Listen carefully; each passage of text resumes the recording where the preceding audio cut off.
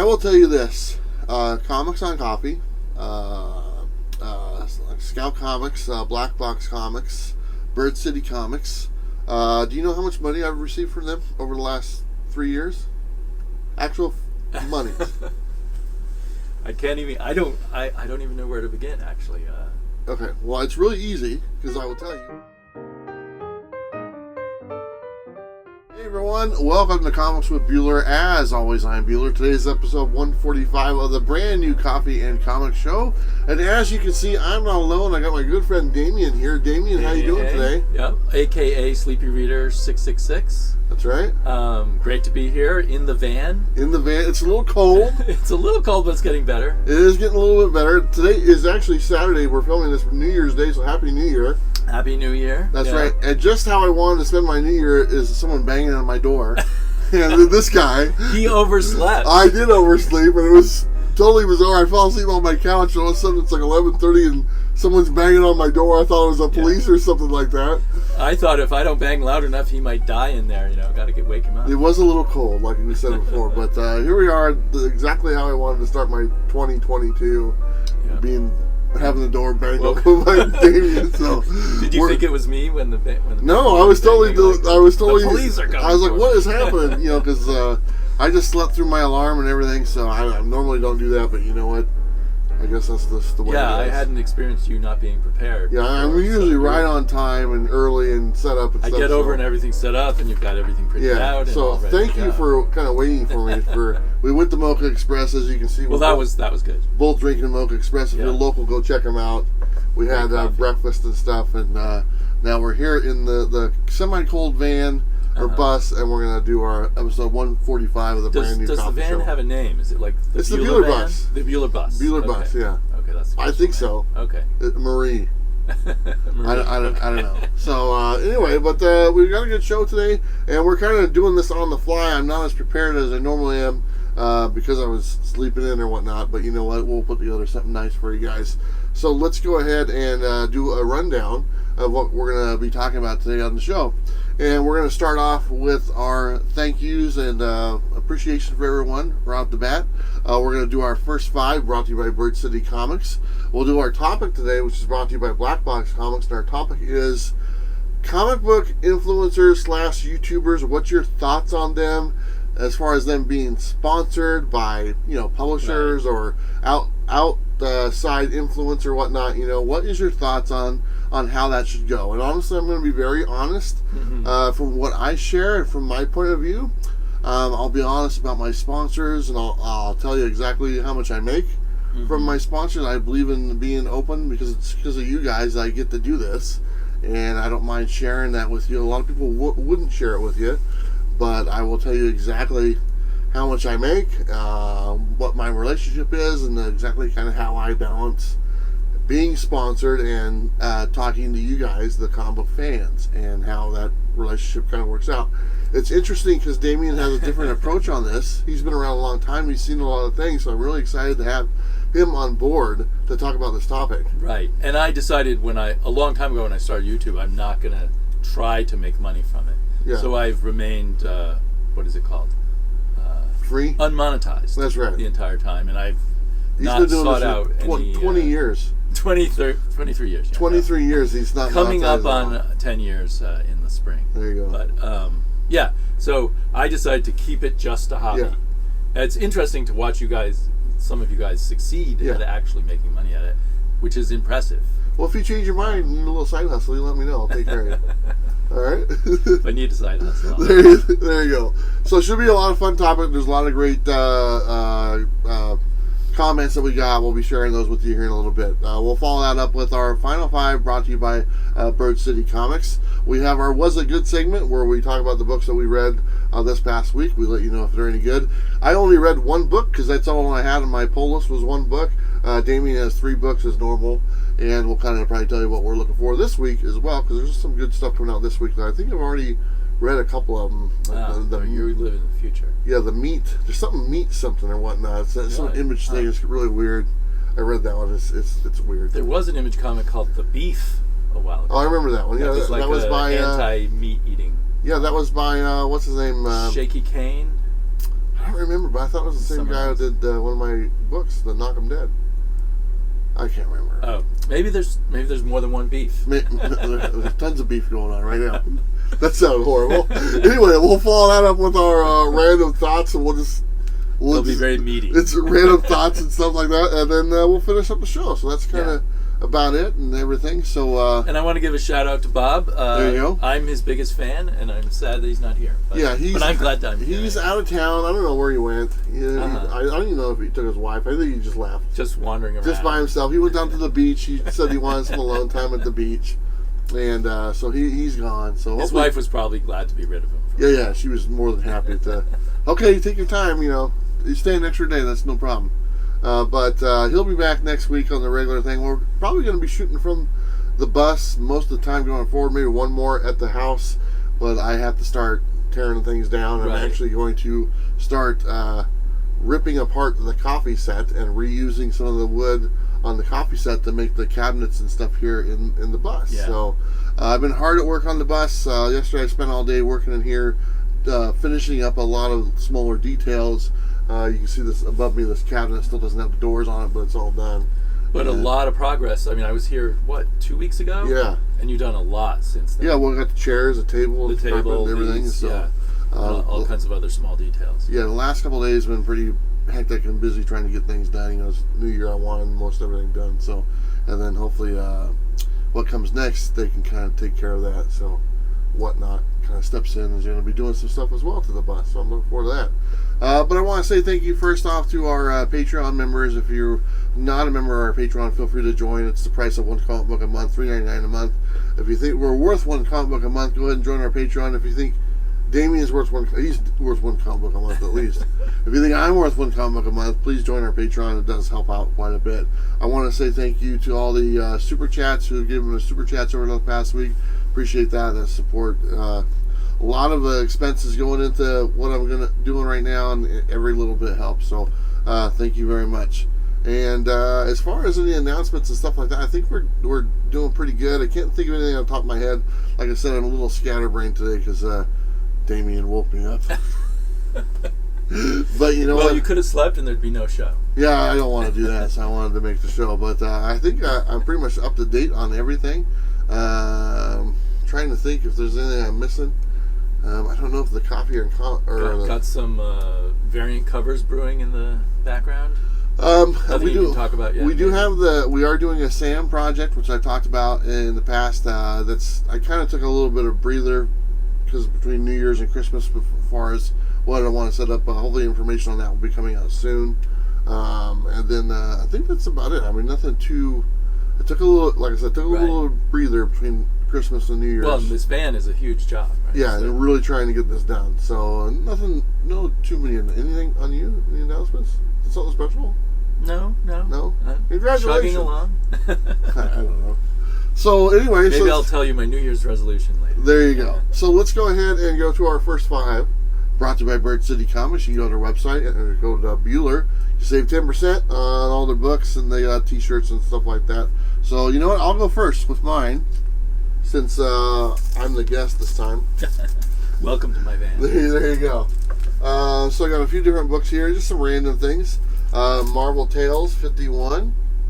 Pretty cool. We'll probably zoom in a little bit so you can see it a little bit better. Marvel Tales number 48.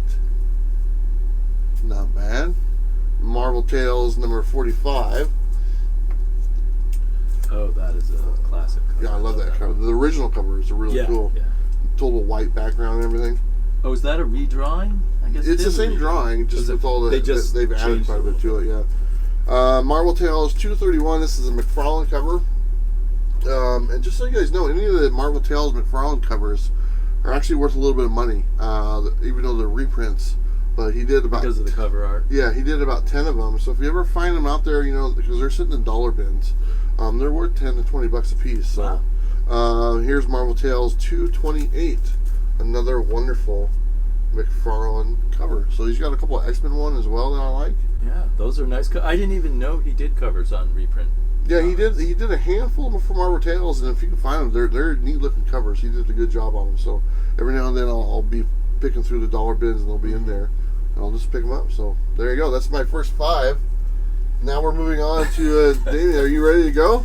Yeah, so I kind of follow the same theme. They're all Spider-Man covers. Oh, right on. That's all right. It's because we've been thinking about Sam a lot. Yeah. And the huge Spider-Man fan.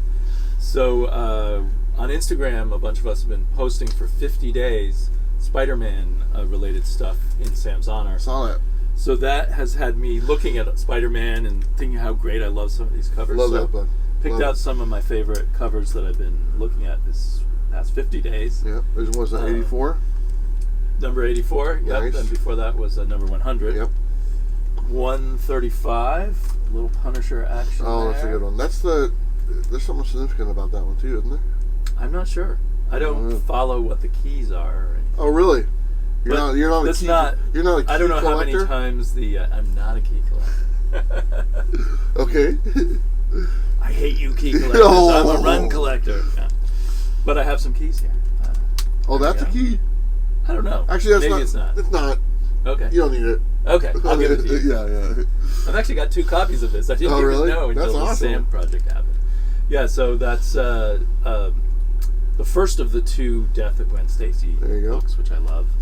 And this was, for some reason, this has always been my favorite Spider-Man cover. So Oh, nice. I'm glad with that. So these are all by John Romita, and I'd sort of forgotten how fantastic John Romita was. Oh, yeah, they're Until awesome. going through my whole Spider-Man collection Yeah. this way. Let's go ahead and jump to our topic, brought to you by Black Box Comics. You go to our website, blackboxcomics.net. Enter the code Bueller10. You save 10% off all their titles. They got a new title coming out, I believe, this month. It's about animals. And it's pretty cool looking. I forget the name. I forget it every time. I'll put a picture of it on the screen. It looks really cool. The artwork is awesome. Go check it out. So I'm looking forward to checking it out myself. But you know what? Like I said, our topic is about how much Damien hates YouTubers. Just the big ones. just the big the ones. successful ones. But, yeah. And so anyway, Damien, you want to read the first comment there? Okay, sure. This is from Ron Honow. Ronald Honow. There you That's go. the real name. But anyway, sponsors are all good as long as they don't purchase your opinions. The worst is when a channel has nothing but great things to say about every comic that comes out. Keep it real, Bueller. There you go. I try to do my best to keep it real, and I will say this: as far as sponsors go, and Right. like I said, I'm going to be very honest with how I run the channel and everything. I have a handful of sponsors. I have Black Box Comics. They've been on board for a while. I have Comics on Coffee. That's the coffee brand or whatnot. Mm-hmm. I have a little bit of Scout Comics, although that's more of a just kind of word of mouth type thing. It's not really Okay. official. There's nothing written down. And then I have what's the other? Bird City Comics is another one that does the variants and stuff like that. And I have a code with them. And then Whatnot, my Whatnot contract starts off in February, is when that comes on board. I've had some other ones in the past, some supply companies or whatnot, Comic Pro line, Max Pro Supplies, right. stuff like that. I can honestly tell you that if I don't like something, I'm not going to sugarcoat it, Right. or whatnot. I've always kind of made that my thing. I've heard you mention turning down sponsors who you didn't think Yes. fit you. So Yeah, and I you aren't just going for the money no matter what. Exactly. Like I think I showed it one time. I got this wallet company. They were like, "Here's this wallet that we want to." It's like a metal wallet type thing. And I don't know a lot of people that use them. And they actually made a custom one, engraved my logo on it, and sent it to me. And I was like, "Oh, this is cool." And I look at it, and it's just not for me. I would never use it. I liked my old leather wallet. And I sat there, and honestly, they kept on emailing me, "What do you think? What do you think?" And I felt bad because I was like, I wouldn't use this. And obviously, if I'm not going to use it, I'm not going to sit there and do a thing. So eventually I said, "Hey guys, I got your project or wallet. Thank you so much for thinking of me. It's just not for me. I realize you probably have an audience out there for it, but this version, I'm not going to use it. Because of that, I'm not going to, promote it on the channel just because I'd have to use it, Right. to be able to want to promote it and stuff." And they're like, "Oh, okay, we appreciate your feedback and everything." So I still have it today. It's limited one.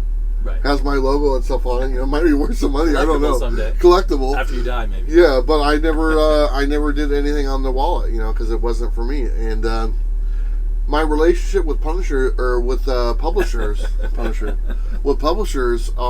another thing. To where like Marvel is a perfect example of a company who has supported the channel from the very beginning. And as far as support, I mean, they sent review copies and promotions and stuff like that. And every week they send me books to review and everything, and that doesn't influence. I'm hard on Marvel. I mean, you are very hard. I tell people all the time I'm not buying this crappy book because of the paper quality, but yet week after week they still send me stuff for review and all that stuff, and they're fully aware. And I tell all the publishers, say, hey, if I don't like it, I'm not going to sit there and act like I do. I might not review it. That's one thing I've always kind of said to myself. It's like, there's so much stuff out there. Do I want to spend a lot of time reviewing something I hate? Not really. I'll just find something I like. And I'd rather talk about stuff I like as opposed to the stuff I don't like. So that's kind of my opinion on stuff like that. So as far as publishers go, they know that the Bueller name cannot be bought for anything. But I mean, if I don't like something, I just kind of move on. There's plenty of stuff out there. So what's your approach with like Black Box? Do you think you're letting people know what Black Box puts out and you're not reviewing them? Yeah, I don't. That's the thing. I don't do a lot of reviews. The one thing about Black Box, they don't make a lot of comics. It's not like they got like 15 different titles out every month. So, like when I look at their books and I enjoy their books, there's like one title a month. Like I don't read Shino Kage, but Bob does, and Bob really likes that title, so I kind of let Bob handle that one. Mm-hmm. I enjoyed the Devil's Dominion quite a bit. That was actually one of my favorites. So I talked about that one quite a bit. The Biggs and Tiny one that they did, I liked that one as well. So I kind of talked about that one a bit. The Gin Hunter, I haven't really gotten into that series, but the artwork is fantastic. Yeah. But it's just not my style of book, Mm-hmm. So I just I highlight the positives and stuff. But I haven't been anything on their list because, like I said, there's just not a lot to. If you're putting out 15 books a month, a few of them are going to be stinkers. Right. But if you're only putting out 1 or 2 a month, your quality control is pretty high up there because you don't want 1 or 2 of those books to be bad. So for the most part, everything I've ever read of theirs, even some of the back issues like the Militia Psycho List are 2 of my favorites as well. The IT one I really didn't get into. I tried to. They sent that to me. But for the most part, it's pretty much right up there. Scout, like I said, it's kind of more of a word of mouth type thing. It's not really official. I don't read all their titles, but the ones I've read, I've looked forward to and suck out. Is that suck out? Sought out. Sought out to read those books, and I found out, exactly. And I've enjoyed them because I wanted to read them. So, and then the Marvel stuff that I get, even though that they send it to me, 9 times out of 10 I don't like it. That's just the way it is. So, right. That's and Marvel's not paying you; they're just sending you PDFs. Yeah, and that doesn't cost them. And when you talk about pay, we're going to get to that in a minute as well, because I think you guys would be very interested to know about that. So, okay. Do you want to read the next one? Yeah. It's from Mr. Negative. I love that name.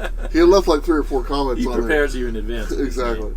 Comic YouTubers I don't think impact the overall market, but I find them to be great.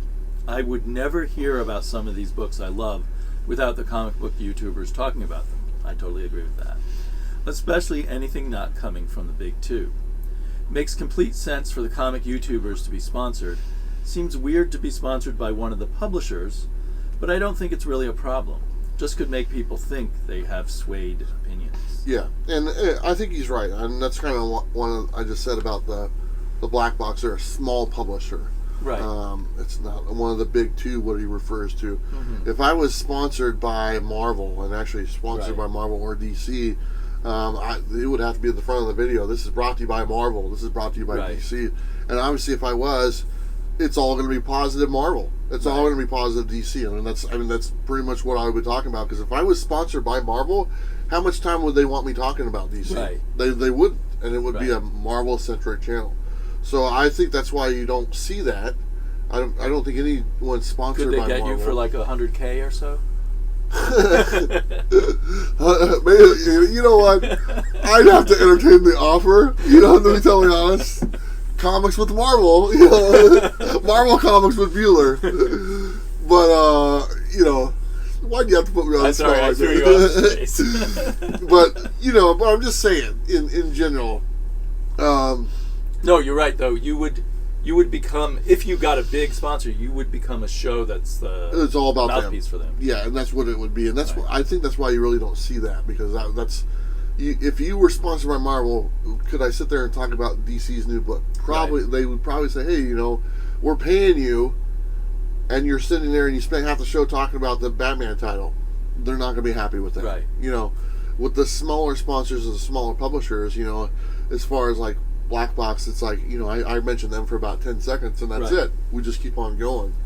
And because there's much more to talk about. And even if you don't love all of Black Box's comics, it's great that someone is talking about them and getting the word out, because my shop doesn't carry Black Box. Exactly. I wouldn't even know they existed if it weren't for you. And that's a perfect example of what he said. He said, Mr. McNair says, comic YouTubers I don't think impact overall market. I think that it is. Sometimes it does. Yeah, for smaller publishers, he loves it does. It when he learns about things. Exactly. And I've said this before. For a small publisher like Black Box or Scout or whatever, we can make a difference. For Marvel, not really. For DC, not really. For Image, not really. They are what they are. They've got their own marketing and they do a good job, and they sell a bunch of books.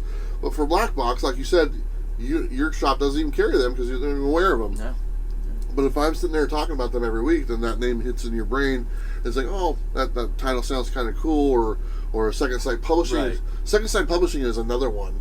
It's where I really got on board last year with some of the titles I made. And honestly, a lot of people was like, who's Second Sight Publishing? They'd never heard of it. And then I started covering it quite a bit. And they got word of mouth, and people started talking about it, and other channels started covering them as well. And now people are somewhat aware, more so than what they were before I started talking to them. So I realized the effect I can do with a smaller company as opposed to a bigger company. Same thing with the Comics on Coffee. Right, who would know that was out there? But now that we know, I think a lot of us love it. Yeah, so it works out really well. So I know how much I can affect a smaller place as opposed to a bigger place. And so that's what attracts me more to a smaller publisher or a smaller company, and to see what I can help them do and see actual results. And see those results are pretty gratifying, For one, they appreciate it. For two, I actually made a difference. So it kind of feels kind of good. So, yeah, what do you think about that? I think that's good.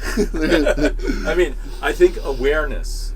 So I think big YouTubers like yourself, as vehicles for brand awareness, as long as it's just not, promoting crap, is a great thing. Yeah. And you don't have to personally back every comic to do that. Exactly. Just like I said many times, there's plenty of stuff out there to enjoy. How much time do you want to spend not enjoying something? And that's the way I kind of look at life. How much time do I want to spend talking about something I hate? Not that much. I'd rather spend it talking about stuff I enjoy and enjoying what I'm talking about. So that's kind of the way I approach it. So, all right, you got that. One more for me. Next one, 3 in a row. He Who Remains. That's kind of a cool name. It is one of my favorites. I don't mind YouTube influences, but with everything in the world, you need to be cautious about their ulterior motives. What are they selling? What are they trying to hawk or upsell to get you to buy it? I think it's great when tubers make sure to include sponsored in their video, and they are transparent about it.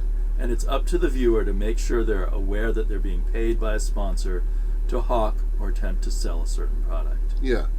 And you should let people know. I mean, if you if I do a show and I'm just talking about this one book or one publisher or one product, and oh, he must really like that product, and then you find out a week later, well, they're paying him, or they're sponsored, but he didn't mention that in the show, Right. So that's a little different from, if you don't mention it and you do mention it. It's like, he must really like it. No, they contacted him, they gave him some money, or did this, so he made a show about it. Is it legit? That's I think that's kind of what he's talking about.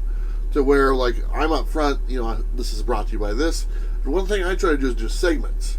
The segment is brought to you by this, and then we do a segment in the we do the Was It Good segment, and it's brought to you by the coffee playing, and the coffee doesn't have anything to do with the comic books. Right. But I can just tie it all together, and it kind of makes sense. So I'm going to get into some real numbers right now, and I wanted to share this, and you know what? You're not going to hear this from a lot of YouTubers, but I'm going to be totally honest, and Damien's known me for a while, and I don't know if he knows all this information. But I listened to you guys, my current sponsors right now. Mm-hmm. And I will tell you this.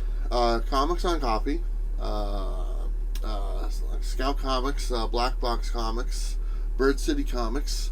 Do you know how much money I've received from them over the last 3 years? Actual money. I can't even. I don't even know where to begin. Actually. Okay. Well, it's really easy because I will tell you it's zero. Oh. Well, okay. That is surprising. I've never taken a dime. I've done everything I've done for Comics on Coffee, for Bird City Comics, for Scout, for Black Box Comics. There has never been a single dime from them given to me, or vice versa, whatever you want to do. I've never taken any monies whatsoever from any of them. Same thing can be said about Comic Pro Line. Same thing can be said about Max Pro Supplies. Never has there been any money exchanged whatsoever. Well, I knew Max gave you supplies. Yes. In exchange. And so that's kind of where the Max Pro Supplies, they gave me supplies, and that's exactly what they did. And at the time, I was really needing the supplies because I was doing the boxes and stuff like that. Right. As time went on, I really didn't need supplies, and Max Pro kind of went a different way they do more sports card stuff. Right. With Comic Pro Line, with that relationship, they gave me supplies as well. But we kind of had not really a falling out, just kind of a miscommunication with kind of they're a company based in Canada, Mm-hmm. and for them from Canada to here, we're having some problems getting from the shipping rates, the good deal for everyone. It just wasn't really working out. So if I was in Canada, it'd be a little bit different. But to get my viewers a good deal, and everything is coming from Canada, they're paying quite a bit of shipping, and it just didn't work out, you know. Yeah.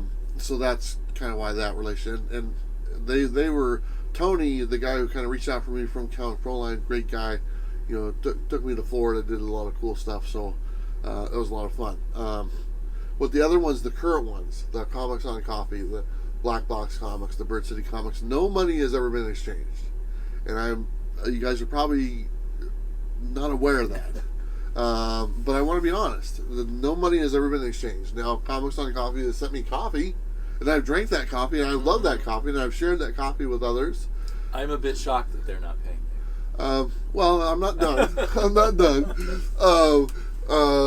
Black Box Comics, I love Black Box Comics. Mm-hmm. I don't get any percentage off the sales if you use the Bueller code or whatnot, you know, and they've sent me some books, and a lot of times I just turn around and give away those books. And a lot of times it actually costs me money because I pay for the shipping to go out for the books and stuff. Uh-huh. And it's not like I said earlier, they don't have a lot of books, so it's not like I'm getting tons of stuff. But really enjoyed them. Bird City Comics, they've sent me some books and stuff, and I've given those away. I've sold a few on the auction, but there's never been any money exchanged between us, not once, for every one of them. And I can tell you right now that that's not common. Because I know of other YouTubers and in my same position who it is a money exchange thing, and there's nothing wrong with that. But I wanted to be honest with you guys and let you guys know that I have never received any money from any publisher or any sponsor for the channel up to this date. Now, going forward with my new venture in 2022, that is changing, and because of Whatnot coming on as a sponsor, I went back to my current sponsors I've had for a while and said, hey, you know, this is kind of what I want to do, and this is kind of the going rate for like YouTubers or whatnot. I actually said to them, I said, this is the going rate for like how many subscribers I have and what the normal thing is. I go, that's too much money, so I cut it in half, less than half. I was like, I don't want to gouge you or nothing like that, so it's half what that is. And it's actually less than half what the going rate would be. And they were all on board because they know I've done all this stuff for free this whole time, and that I didn't even have to really sell them. Right. So they already have proof of the effectiveness of sponsoring your show. Yes. And that was more important to me than actually getting the money. The proof. What was important to me was making a difference for them. Was having Comics on Coffee do the Bueller code, and then the first week they have a Bueller code is the best week they've ever done. And knowing that was good enough for me to know that I'm happy, because I remember they got it. They had it for a week. I said, "How'd it go?" She goes, "We doubled our sales in a week." Right. That's great. It's proof that I can make a difference, and to me that was enough. Another one, and I think I've shared this with you, the Moon Knight exclusive that I did with Bird City Comics. That was another one to me that was a proof of, can I make a difference? The money I received from the Moon Knight is zero, not one penny. All the money that was made for that went to Bird City Comics. They're the ones who paid to have that made and everything, and I'm honored to be a part of it and have my logo on the back and be associated with them, and to have my first Marvel exclusive. But as far as actual monies being made from that book, I didn't ask for a dime. I said, you guys can keep everything that you make from it. I'm okay. I want to see if this makes a difference. And we'll go from there. So I did not make anything at all. Besides, they sent me some copies and stuff, and I gave a bunch of those away. But not a single penny was made from any of that stuff. And I just wanted to be honest with everyone. If you want to contact these people and ask them, they'll tell you the same thing. But I have never received a dime, not one dime from physical money from a sponsor up until this day. Up until now. Yeah. So you're going to take a different approach. 2022 is a little bit different. There's obviously some expenses to what I'm going to be doing. It's very reasonable from what I've been told, from what I want to do. And so I want to say thank you to those sponsors that are on board right now, going forward and stuff like that. So for the first 3.5 or almost 4 years, not one single penny. There you go. I hope you're not underselling yourself. I've been accused of that, to be totally honest. But I was okay with it. I was totally okay with it. I was okay with just, I was making enough from YouTube, the ad revenue on there, and then some of my side things as far as. And Patreon must help somewhat. Patreon, thank you very much for the Patreon. That helps a little bit. Doing some of my exclusives, the Bueller boxes were great. Right. So I've always been able to make some money with product and stuff like that. Now I can make a little bit more money with name recognition. With the sponsors. So that's kind of, it feels pretty good to do that. But, and now that you're in this van, you can't do things like Bueller boxes. And yeah, so that's why I retired that. So I had to take a different route. So it limits me what I can do. And so anyway, but yeah, I wanted to share that with you guys. I knew that some of you guys are probably surprised about that. Like I said, Damien didn't know, and I've known him for years. But yeah, there's never been a single time when I've received any check or monies besides some product here and there. That for the most part I give away pretty much most of it. And you can even ask Damien. He'll come over to the house. He's like, "What's this?" I go, "You want it?" And I'm like, just giving stuff away because they send me stuff. Because I mean, how many copies of this do I need? I don't need it. The very first time I came over to your house, you said, "Pick any of these comics, and here's some supplies from Max Supplies." Exactly. So he gives away too much. Yeah. So I mean, it's just stuff, and I appreciate them sending me that stuff, and thank you. And I hoard my coffee. I can tell you that. That stuff I keep quite a bit. But for the most part, the other books or whatnot, I'll read it and I'll just give it away and stuff like that. Yeah. So, anyway, I wanted to share that. Well, that's another good reason all you Patreons should feel good, because the more Patreons you have, the more freedom you have to just be yourself and not worry about it. That's a whole nother thing I want to talk about, the Patreon. Okay, maybe we should. There you go. All right, so I got the next one here. This is from Venom Spawn. It says, "I love you guys." Says, of all the influencers, you help me make my decisions as to what I want to not just invest my money in, but my time also. This channel, Robbie, Gem Mint, near mint condition. Thank you all for getting me back into comics. I like what he said there about time, because that's really important to me. It's not about, you guys are investing your time into me right now, so I got to give something back. Time is the most important thing to anyone in the world. It's not the money, it's not the paycheck, it's not what you own, it's your time. You're watching this video, you're giving me the time. I owe it to you to give something back because you were doing that. And that's the way I look at all my videos. You are giving me your time. I want to make sure the time that you are giving is respected, and I've earned it, And that's really important to me, because it's something my dad said to me a long time ago. It's the time is, your time is worth more than anything else in the world. And when you get to the end of your life, it's not about what you own; it's about the time you have left. And that's kind of how I look at things and stuff. Right. So I appreciate the Venezuelan saying that kind words, and I hope I don't. I say it in my videos. Let's not waste any more time. I say that quite a bit because I mean it. I don't want to waste your time. I want to, give you something and to say thank you. And that's kind of the way I look at it. Right. So I kind of tie. He talks about Venom Spawn talks about people helping with decisions, investing money and time, and He Who Remains talked about being cautious about people's motives.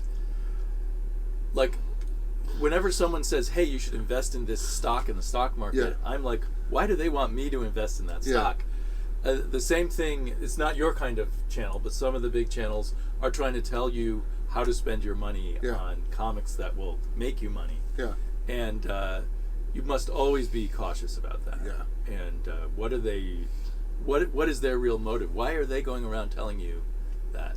And there is. I mean, actually the next comment's pretty interesting as well. Oh, I'm not going to shy away from some of the negative stuff as well, because it is out there. It is out there, and there is ulterior motives for other, let's just say, channels or influencers or whatnot.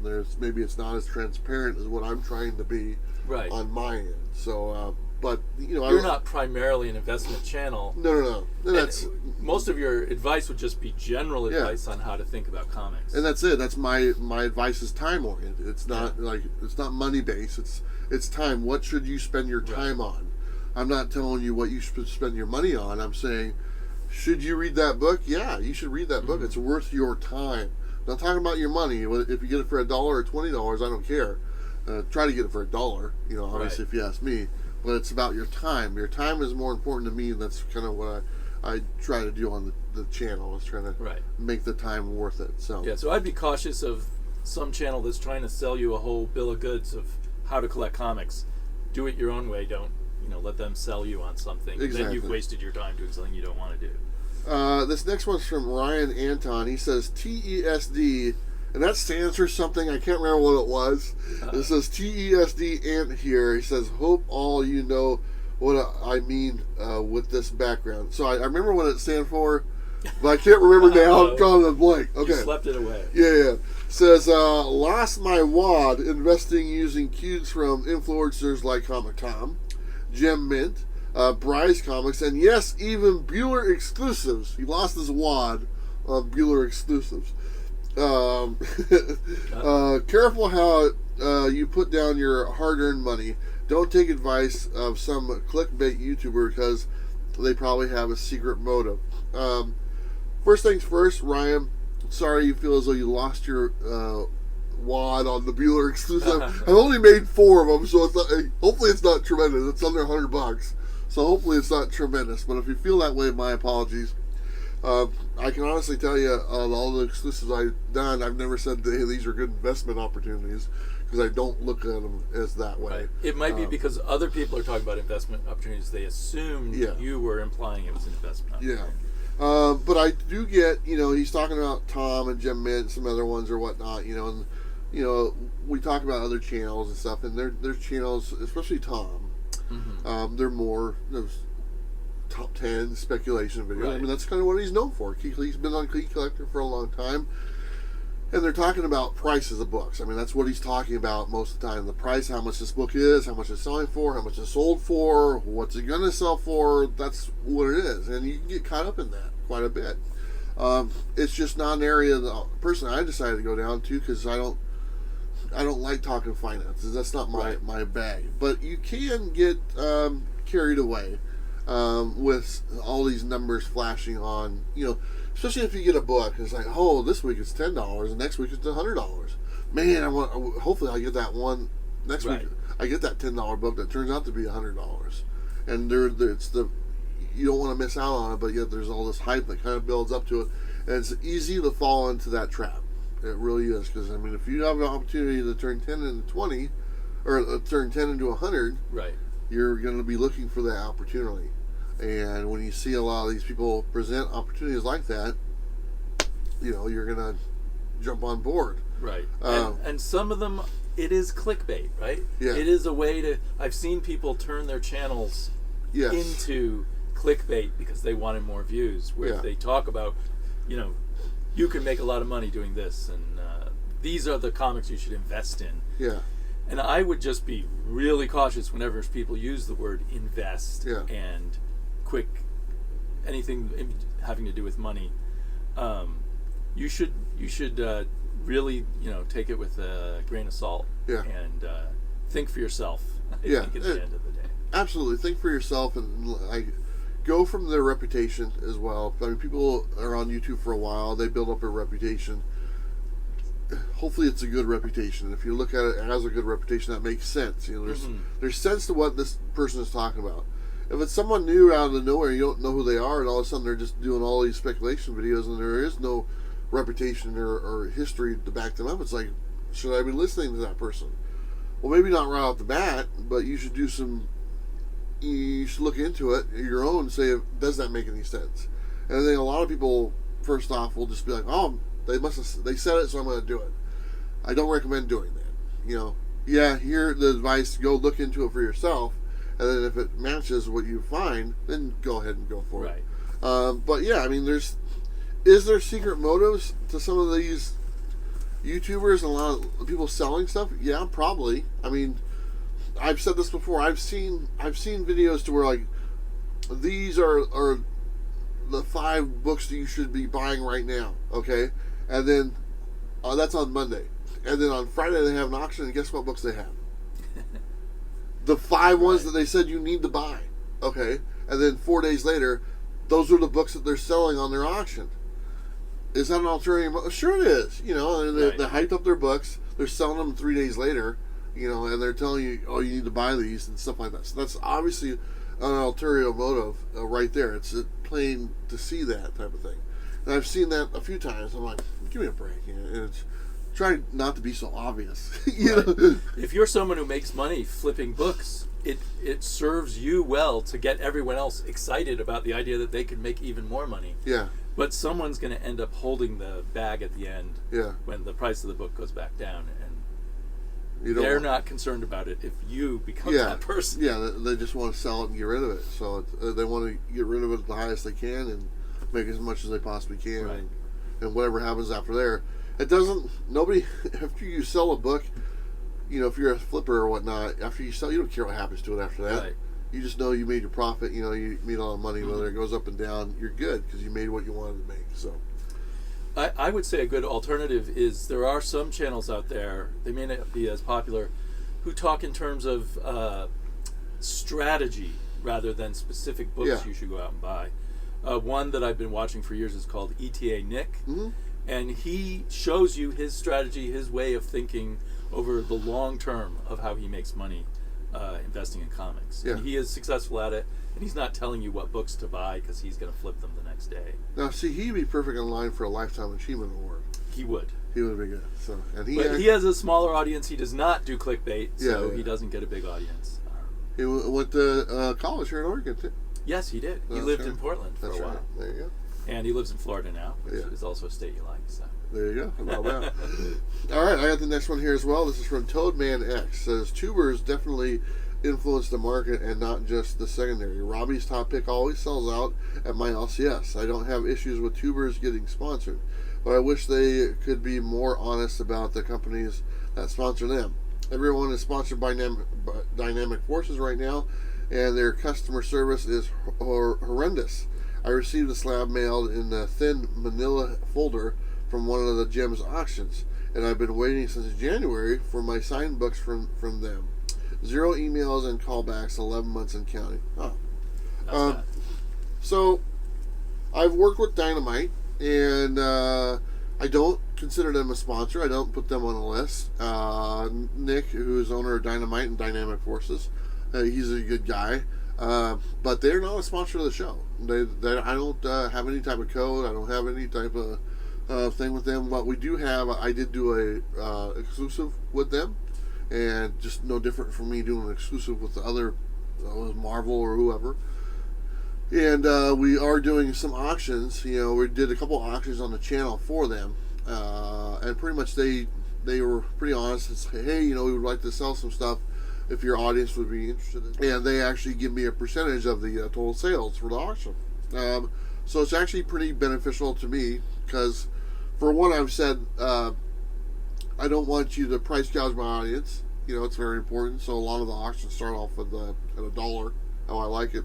And for two, he actually caps the amount, so it doesn't go over a certain amount. So, which is great as well. And so far, the 2 auctions we've done, I've asked for feedback from the audience. Say, hey, if you guys like this, I'm going to keep doing it. If you don't like it, I'm going to stop. And I even told them at Dynamite, Nick, I said, if my audience doesn't respond and they're like, hey, Bueller, this isn't a good fit, I'm going to stop. So there's no contract with them, do nothing at all. But the audience has responded pretty well. They've enjoyed it. So it's a few hours a month. If I do one auction a month, it's like 2 or 3 hours a month from me, and I actually end up making a percentage of that auction funds, and that can be anywhere from depending on what they sell, a couple $100 to maybe $1,000. I don't know, but it works out pretty good for me on my end. Because really, I just going to sit there. Right. And say, John you won. both profit, right? You provide a good platform for them to sell some comics.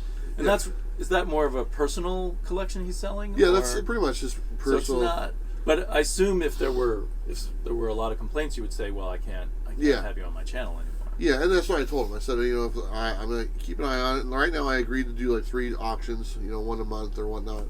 So there's one more that we're going to do, and probably this month. And kind of go from there and see what it goes, because I'll be on the road after that, so it's going to be a little different. But it's a nice little added income for me, for them, but they're not really a sponsor. Right. I've talked about Dynamite in the past. I'm not like a huge Red Sonja fan. Yeah, I don't hear you talking about their specific books that much. Yeah, it's never really been a big. I mean, I'm always I like the cosplay ones. Right. And yeah, they're very those. Specialized at the moment, Yes. right? Kind of female-oriented horror, sexy horror comics. Exactly. But I gotta say, Nick, who's the owner, very nice guy. I've really enjoyed my conversations with him. It's more of a personal thing.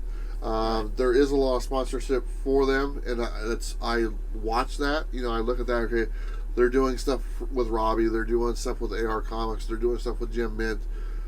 Down the line, I go, how much is too much? And it's actually a conversation I thought about having with him. I say, hey, eventually, if you guys just kind of flood it with everything, it's going to lose the appeal to it and stuff. Right. And I'm aware of that. I look at stuff like that, and I totally okay. So that makes me think Dynamite thinks YouTubers do influence the market. Oh yeah. We definitely do. They help sales. Toadman highlighted Robbie. Robbie is one of my favorite influencers. Yes. As far as I can tell, his reviews are 100% honest. Yeah. I've never seen him leaning towards a particular company or anything. He has certain writers that he loves. Oh yeah. But that's a personal thing. Sure. And I think someone like Robbie becomes the vanguard of influence that then spreads around through various YouTube channels. A lot of us love Ram V, but Robbie's probably the loudest voice for Ram V. Yeah. And so I think that's Robbie's a great example of a real positive comic book influence. Yeah. Because he'll read so many, and I've said many a times, Robbie's one of my favorites. I look forward to his reviews every week, and it affects my buying decision, whether he liked the book or not. So Tuesday night comes on, I watch it. If he didn't like that book, I'm not going to buy it. And I trust his opinion and stuff like that. But I do think that Dynamic Forces, I think they're kind of like on the edge right now of maybe doing too much, or maybe reaching out too many people at once. And so I get that, because you'll see it as a viewer, the viewer watching, you see that name over and over and over again. They might be saturating the market and stuff like that. It might be hard for them to tell, who watches this show also watches that show. Yeah. They might be not knowing how to reach the full audience in the best way. Yeah.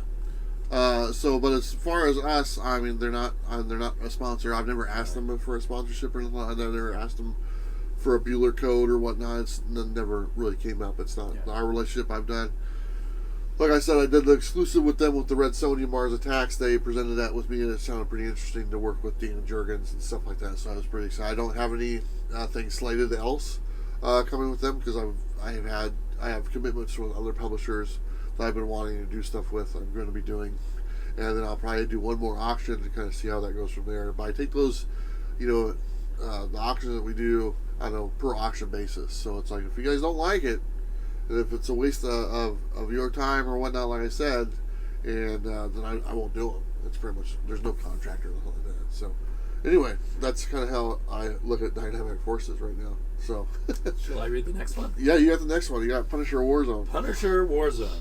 As long as it doesn't become an obnoxious thing in the videos, have at it. And that doesn't seem to be your style. If you're going to be obnoxious, you're not going to rely on anybody's help. Love the content, brother. Yeah, I don't need anybody's help to be obnoxious. I try to have fun with it. I try to, if I have a sponsor or whatnot, I try to have a little bit of fun with it. I did a little commercial with the coffee and stuff like that the other day, and kind of made a little reference to a lady in the bedroom waiting for me, which is just a random clip or whatnot I pulled off the internet. Really, it was 3 ladies. Yeah, exactly. Well, but that's his house or whatnot. But I try to have fun with it, and it is what it is. And but you don't want something pounded in your face all the time. Yeah. It's constantly. It's like, come on, and it has to fit. Yeah. Like if comics on coffee, okay, fits me, okay, because I drink coffee all the time. I got a coffee show. It just fits. If it was a beer company and I don't drink beer, and I'm hawking beer all the time, it doesn't fit. Right. Because I don't drink. If it's kombucha, and I'm just sitting there like, oh, I love this kombucha, I'd be full of shit. Because I don't like that stuff, even though some dude's trying to get me to drink it. And so, I mean, it just has to fit. And when it fits, it's natural. When it doesn't fit, it's not natural. You can point that out right away. Right. Well, and I mean, YouTube is nothing if not extremely democratic, right? You see the votes at the bottom, how many views this video's got. Yeah. So you don't have to watch if it gets obnoxious. And that person who goes overboard is just going to go down and disappear. Yeah. Am I going to promote CGC? Would that fit? Right. It wouldn't fit. It just wouldn't fit. So I'm not going to do it. And this just kind of the way I look at it. So it has to fit. It has to make sense. What about CGC wallets? Yeah, it wouldn't fit. It wouldn't fit. You have plastic graded wallets. Yeah, okay, you got the next one as well. From Frank Vizin. I love that there are YouTubers talking about comics. Me too. I don't care how you make it happen. I'm simply glad you're doing it. I feel like Comics by Perch is a great example of a positive influence, while Zach, I think he means your boy Zach, is generally a pretty toxic influencer. Now, this is an interesting comment because we were just talking about this because I mentioned there was a comment that mentioned Zach. Right. I don't know who that is, and Damien, who's been around quite a while, knew who that was. Right. He used to be Diversity in Comics. Yeah. And his real name is, I still can't remember his last name, Richard something. Sure. And he's a comic book creator, and he funds his projects on Indiegogo, and he makes videos every day where he puts down other people's comics for their supposed politics and other things because they're wimps and stuff. So he has a very negative vibe, sure, which appeals to a certain audience. Yeah, and there is an audience, and I've seen videos like that. I'm not familiar, like I said, with the Zach guy. I do know who Comics by Purchase. I watched a few of He kind of analyzes the business of comics, and I think he's the actual shop owner. Oh, okay. And I'm pretty sure he makes a video every 30 minutes. Oh, really? Okay. Yeah, I feel like I watched a bunch of his videos and then I dropped off because he probably overproduced. He makes a ton of videos and stuff like that. But I think I've talked to him in the past. It's been a while and stuff. But I think they're both faceless people. Yes. And I watch those less than people who show I do face. too. I like connecting, seeing a person behind the camera and stuff like that. But there is an audience for your boy Zach. Your boy Zach. Okay, there is an audience for that because obviously I think he's been around quite a while, and does pretty good from what you were sharing with me. He's raised a lot of money doing his Indiegogo campaign and stuff like that. There's something for everybody on YouTube. Yeah. I mean, it just is what it is. And whether that's the direction you want to go, you can. If you want to go a different direction, obviously you can do that as well. Right. Hopefully people who listen to him think critically while they're listening to him, and they may or may not agree with Yeah. his points. Yeah. And we were talking a little bit before we got here, and I'd said, I've seen some of the shows that are like negative, and they garner tons of views and tons of views. And there's the one guy, the EVC or whatnot. Ethan Van Sciver? Yeah, and I think he does really well. And from what I understand, and honestly, I can't really give you a fair shake on these guys because I haven't really given them a lot of my time. Just the stuff that they make doesn't appeal to me. Right. But it seems like they have a huge audience. And I said to you, you know what? When I go to the comic shop, it doesn't those views don't really reflect. Most times when I go to a comic shop, it's pretty positive. People are happy to be there. So who are all these people that are all pissed off all the time at comics? Are they still buying comics? Because to me, my comic shop experience is pretty positive. Going to a comic convention is positive. People are having a good time.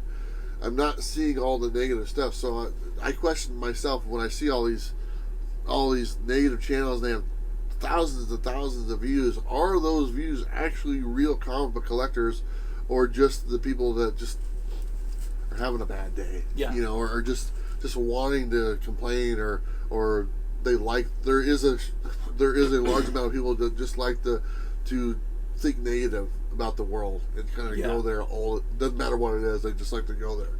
And I think there's a lot of that involved with those. And I could be wrong. Don't get me wrong, but I just don't get that vibe in person when I'm out in the comic book world. I mean, am I wrong or? No, I think you're right. Yeah. I'm not sure what the people are who love the negativity, but I think that's just a whole thing on the internet in all kinds of areas, right? People who can monetize negativity. Yeah, and that's weird that they can do that. It's like it can be horrible. These people are going to get mad at us or whatnot. Maybe horrible is a bad word. Or I could go a different direction and make money on doing it. It doesn't seem like something that you'd enjoy making money on. Right. If I make money on being pissed all the time and making fueled by rage constantly. Yeah, exactly. It's like, but some people that's their way of doing it. I guess if it works. I think I got the last one here. Too. Yeah. This is from, they call me Bruce 3. For as much time and effort most YouTube content creators put into bringing content to the masses, they should be compensated through Patreon sponsors, subscriptions, their online stores, or however he or she can help pay for their job. From everything that most content creators have stated, if they're good and have a huge following, they're working hard because it's their job. Most jobs have perks, and being sponsored through companies is a perk. Also, it's nice to see what others are reading, their opinions or other comics, and they've exposed me to. Also, I like the idea of seeing your mug on the screen as you read the titles and look at the covers. He's talking about the preview book. I put my mug on the screen. And I agree with that. I always like when there's a face there. Yeah, I like it too, so I'm enjoying doing that. He talks about a job, okay, and if I want to, I've had jobs, I kind of look at this as a career, and there's a difference between a job and a career, and a job is just something for most people they just go to, and they do it and they go home. I've now been able to turn this into a career. This is who I am. It identifies who I am, and I enjoy that. The goal in life should be able to, you do something you love, not something you hate, and I have an opportunity to do something I love, that also pays the bills, with Patreons, with YouTube subscribers, with the views and all the stuff that's going on, and that is the goal in life. And for anyone to fault you, and because I got a lot of pushback when I first, 4 years ago when I started doing this, there was a lot of hate, for someone like me coming in and starting this out. Comic book fans or just people in general? Hate from people that were already there. Okay. And people like me. Yeah. Hate from people who have been doing it for a while, who didn't realize that it could be a career. Mm-hmm. And because I'll be honest, I mean, there's been a lot that's changed over the last 3 years. You've seen it. It was not common for a YouTube channel to get 1,000 subscribers just a few years ago. Now it is very common. Yeah. It is very easy to get 1,000 subscribers within the first year that you're in the market. It was not common 3 or 4 years ago. When I started for comic book people, Yes. 200 subscribers was huge. Yeah. So there's been a lot of changes. I got a lot of personal attacks and a lot of people like, oh, you're buying. That was the thing. Like, you're buying subs, and I'm like, what the hell are you talking about? And just ran it. And people are like, I'm going to be watching you. I'm like, what? Okay, thank you. But there was a lot of just negativity with getting sponsored or monetized, even for that matter. And I'm like, why would you shame someone for doing what they love and being able to provide for their family and doing what they love doing? That doesn't make sense. What type of person would do that? What type of person would say, you're a wonderful basketball player, you're able to play basketball because you're talented and you get paid for it, but you know what? You shouldn't get paid for it, man. Who does that? Who does that? And it's like, that's the way I look at it. I have an opportunity to provide for my family, do something I love, enjoy and smile and interact and stuff, and combine the two.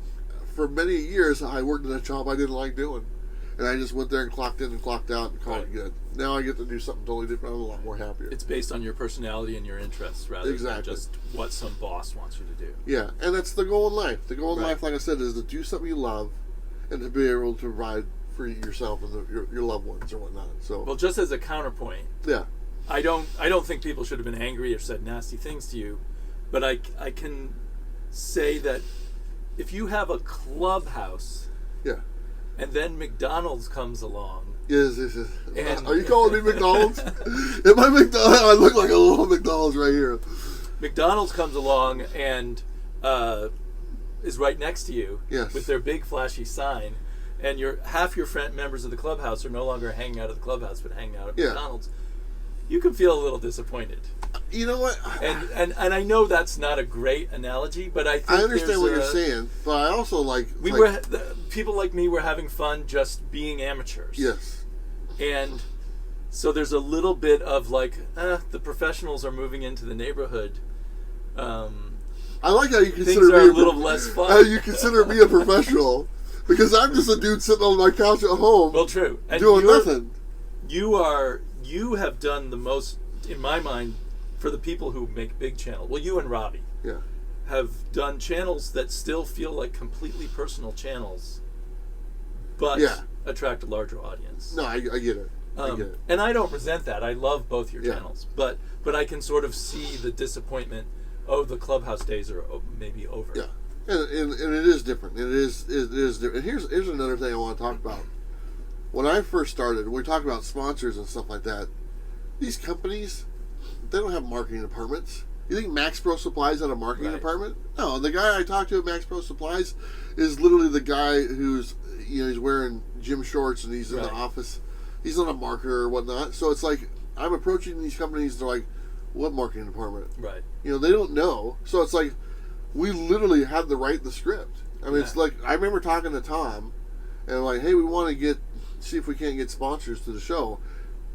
I don't know what direction he took as far as I could tell you as far as monies or whatnot. It wasn't if he got any monies for them. Whatever direction he took or whatnot. But I do know we all started off with Black Box Comics. They don't have a marketing department for online influencers. It's never in their wheelhouse. 4 years ago, they weren't even thinking about it. So it's like we need to go in and create this to say, hey, it's worth it for you to want to be associated with us, or whatnot. For one, I like your product. That's why I'm here in the front at the door to begin with. And that's how it was. It was me going to them and me pitching comics with Bueller. Hey, I'll show your product. We do a Bueller code, and there you go. And they're like, oh, that sounds great. Let's see what they can do. Eventually, what that does, it flips, and it goes from me going to them coming to me.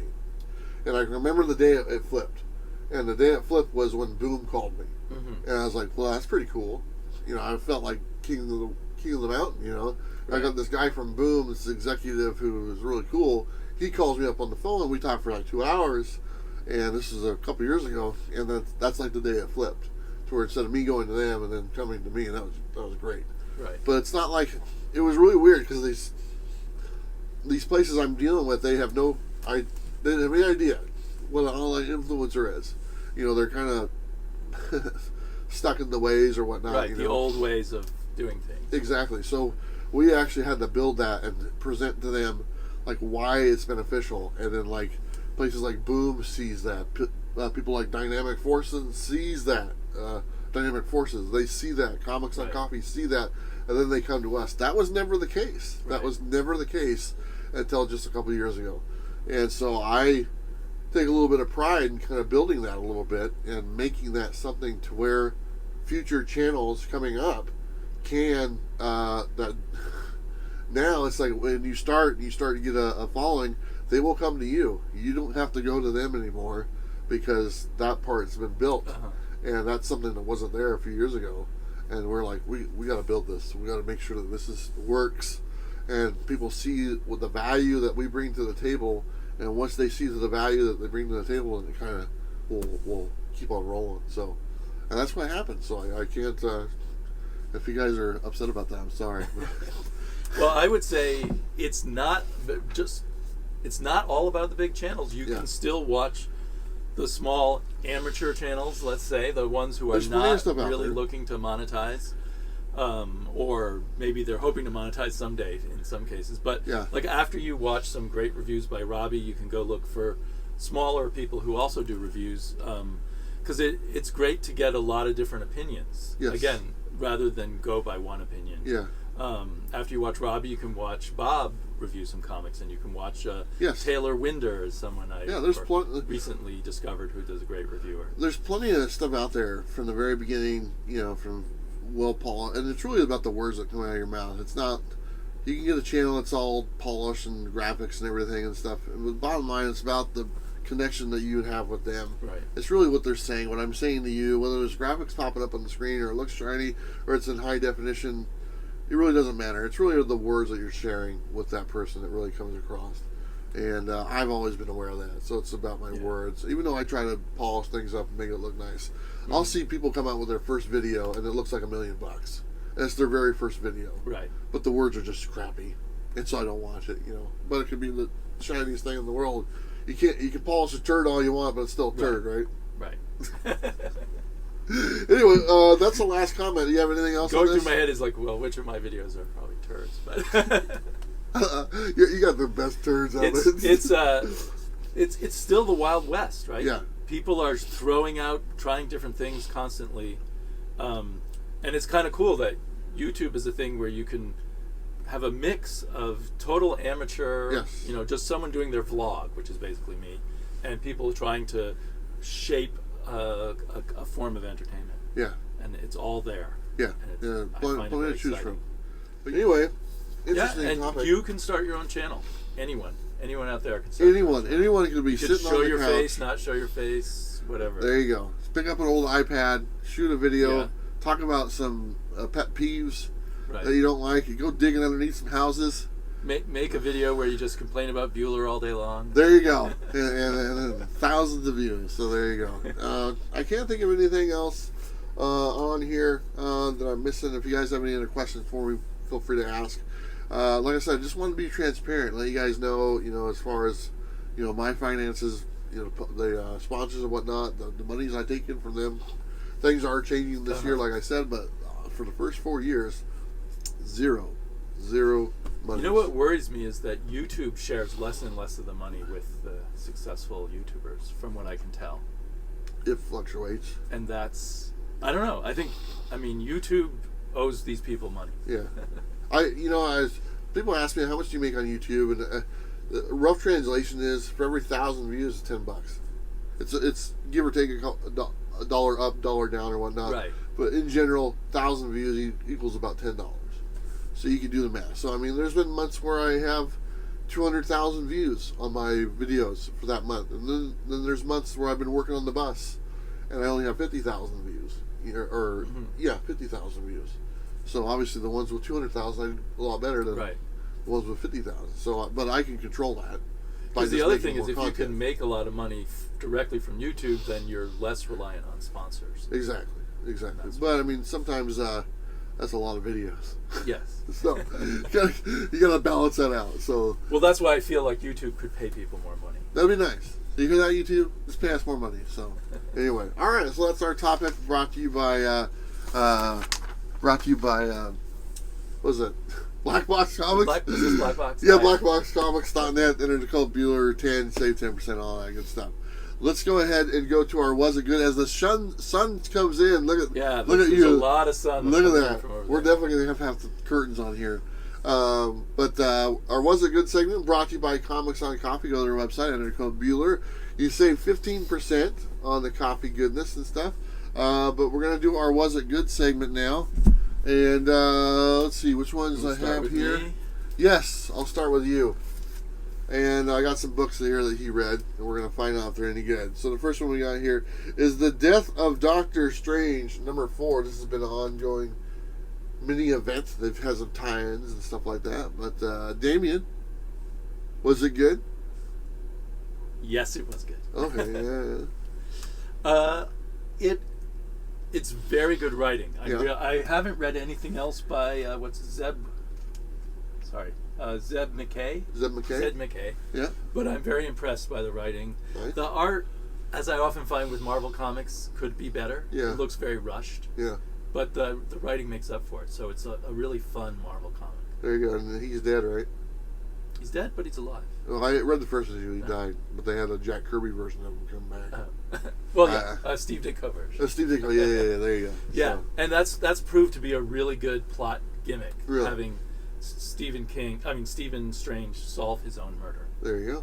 Not bad. I really liked it. Well, are you buying the tie-ins? I am not buying the tie-ins. Okay, so far I've been fine just reading the main issue. Okay. Next one we have is Ice Cream Man, number 27. Not the cover I would have got. I didn't see any other covers. Interesting cover. Damien, was it good? Oh, it was so good. That was a little weird. Especially because I'm looking at his bed right here. What the hell, man? Need curtains. I loved this, and it's called Morphometasis. Morphometasis. Which is kind of the reverse of metamorphosis. Yeah. And so he plays on the famous Franz Kafka story where a guy turns into a giant cockroach. Yeah. And it was really awesome. Have you read this?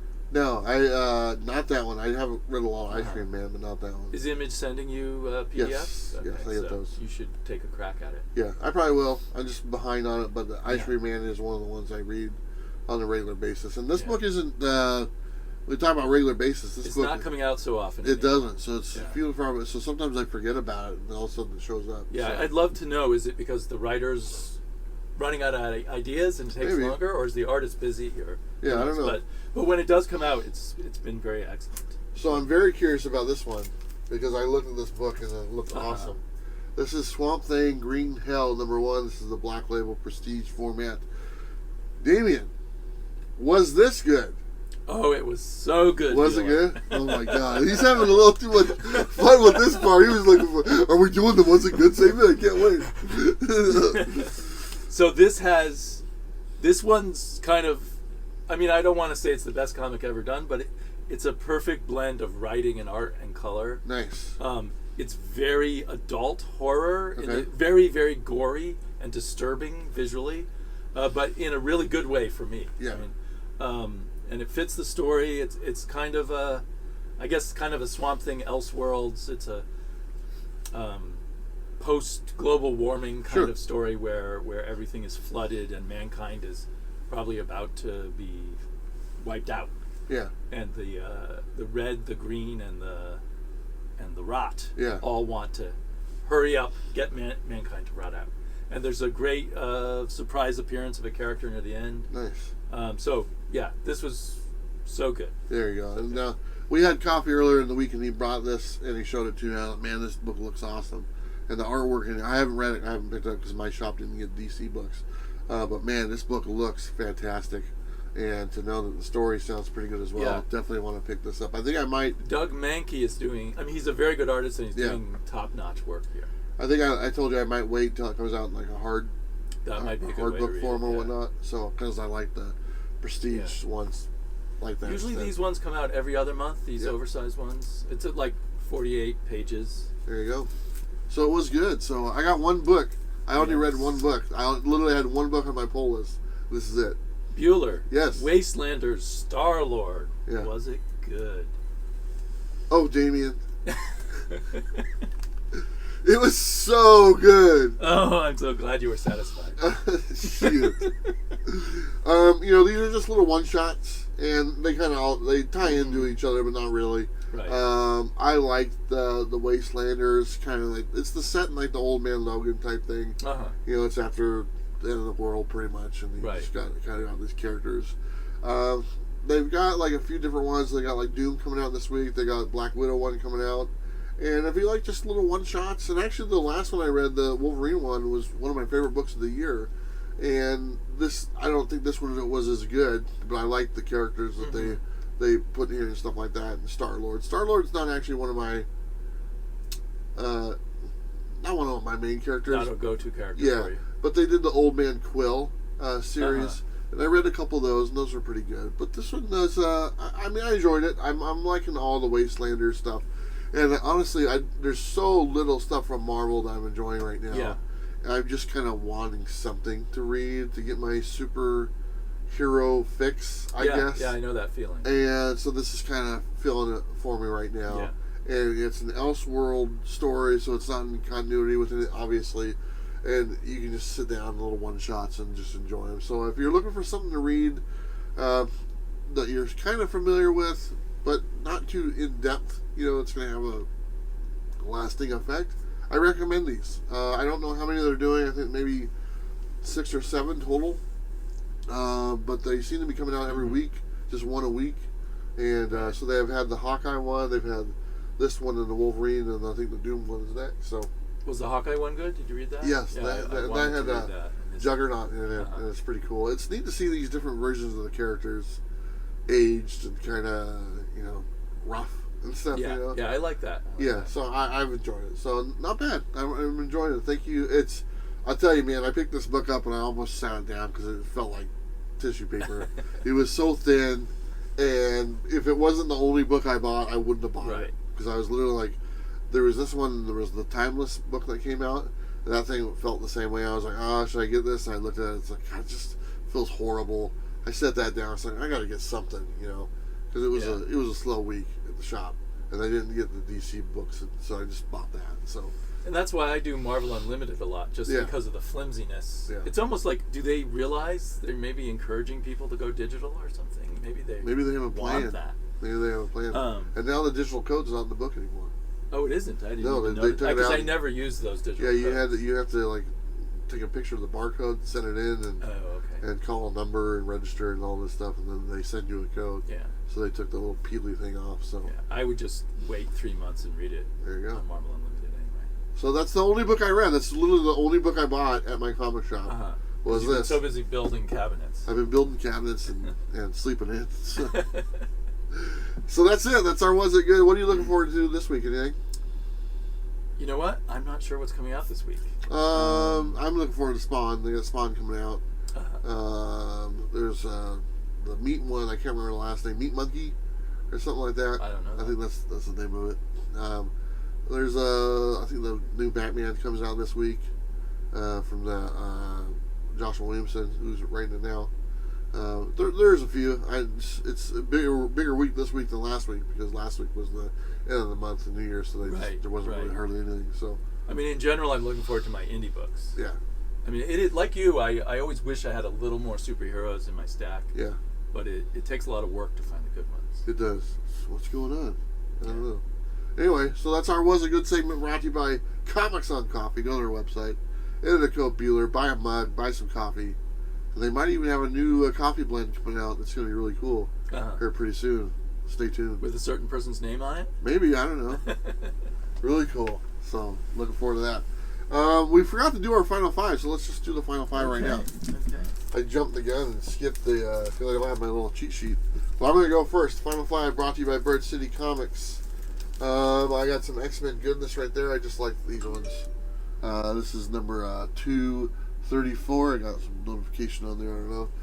Here is X-Men number 207. A couple cool Wolverine covers. Yeah. So Thor 230. 286. I like this cover a lot. I think that's pretty cool. I like the colors. And then I got the Firelord's Final Battle 306 Thor. There you go. some Thor and X-Men goodness there. That's my final 5. We'll go to Damien and see what he's got on the plate. I decided to flashback to the 1980s indie comic. Nice. Pacific Comics. Did a series called Twisted Tales, a bunch of short stories, horror stories, kind of in the EC mode, but with covers by Richard Corbin, at least some of them. Oh, very cool. So that was Twisted Tales number... Whoa, I got them out of order. I'm sorry. Oh, well. Number 1's going to come last. Here's number 6, pretty gruesome. All right. That's what I was worried I'd find you looking like that when I banged on your door. Or maybe like this. Here's from number 7, like that. Your granny cut your head off. Yeah. And here's number 1, with a Marilyn Monroe-like character being attacked by zombies. Oh, that's pretty cool. So yeah, I love looking at the... I love collecting the indie comics from the 80s that are now mostly in dollar boxes and whatnot. Those are not bad at all. Yeah. Not bad at all. So that's our final 5. Bird City Comics website, 10% off. Bueller. There are all sorts of stuff. Let's do a random thought sponsored by our Patreons. First things first. This was sent to me, and I'm very sorry. Like I said, I was rushed to this. Something like banging on my door, so I forgot to grab the note. But this was sent to me. This is Too Much Coffee Man, number 1, color special. And this was sent to me by a fan of the show. And I just wanted to say thank you. And Damien actually knows about this comic a little bit, so he can share some information. So what do you know about this book? Yeah, I'm trying to remember his last name. Shannon.